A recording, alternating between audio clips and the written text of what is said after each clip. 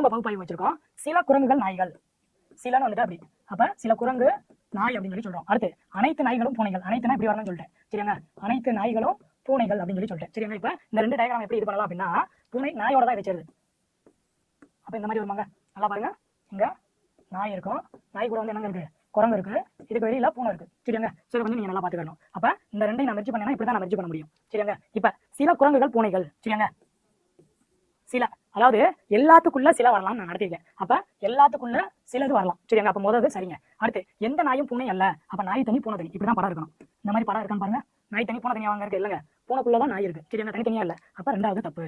சரிங்க, அப்ப option B முடிவு 1 மட்டும் சரியானது. புரியுதாங்க? அப்ப எப்படி பார்த்தீங்க பாத்தீங்களா, ரெண்டு டயக்ராம தனித்தனியா எடுத்துக்கிட்டேன். எடுத்ததுக்கு அப்புறம் நான் என்ன பண்றேன், எனக்கு தேவையான மாதிரி அந்த ரெண்டையும் நான் மெர்ஜ் பண்ணிட்டேன். மெர்ஜ் பண்ணிட்டு நம்ம முன்னாடியே சொல்லியிருக்கோம், எல்லானா எப்படி டயக்ராம் வரணும், இல்லைன்னா எப்படின்னு வரணும், சிலனா எப்படின்னு வரணும் நம்ம வந்து சொல்லியிருக்கோம். ஸோ அதை நீங்க வந்து ஃபாலோ பண்ணணும். அதை ஃபாலோ பண்ணாதான் உங்களுக்கு அது வந்து கரெக்டா இருக்கும். புரியுதாங்க? சரிங்க, அடுத்து நெக்ஸ்ட் கொஸ்டின் பார்ப்போம்.